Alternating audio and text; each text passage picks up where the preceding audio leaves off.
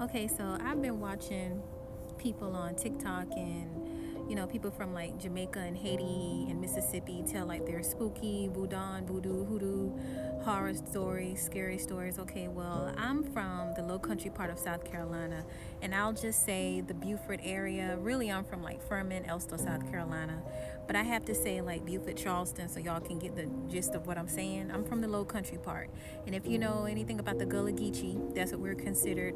It's a lot of folklore, it's a lot of tales, a lot of spookism. So let's get to it.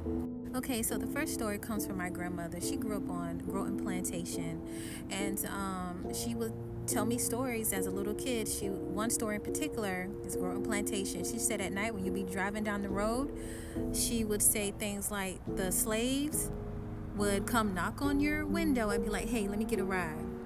Another story my grandmother told me growing up on Groton Plantation, there were people that could shapeshift into cats or whatever.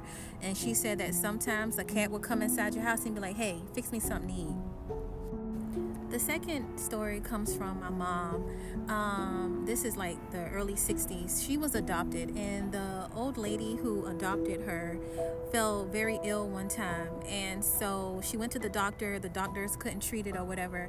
And so one of her friends told her to just, go see a conjure lady, a root worker. So they went to Beaufort.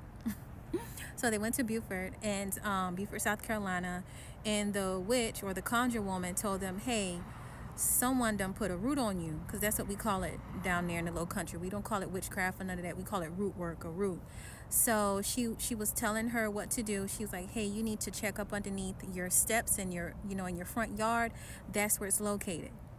So they came back home and she checked up underneath her steps, and lo and behold, it was a bag with period blood, bones, and hair. So she found it. Oh, and by the way, the lady told her to burn it when she finds it. So she burned it, and immediately after that, the lady who raised my mom started vomiting up things. And one of the things that she vomited was a snake. A snake. Okay, so this one right here isn't really like a spooky story, whatever. It's just like some old wives' tales, folklores. One thing is like, oh, if your left hand itches, you're going to lose money. If your right hand itches, you're going to receive money. And in my experience, that's what it's been. Another thing is if, your left eye jumps, something bad is going to happen. If your right eye jumps, something good is going to happen. And in my experience, that has been the case. Another thing is if you go outside in your yard and there's a lot of ants nests around, that means someone is putting root on you. And again, in our culture, Gullah, root is called witchcraft, voodoo, or whatever. And another thing is like if you have dreams and someone is feeding you in your dreams, someone is putting root on you. If you have a dream that you're still at your old place of residence, or you're back at if you're back at like your old high school or middle school, someone has witchcraft on you and you're stuck in life. You're not progressing. Because the spirit world is where you go to. Well, the fourth dimension is where your dreams are. So if you're stuck in that dimension in your dreams, like you're still at your old high school, it affects this reality.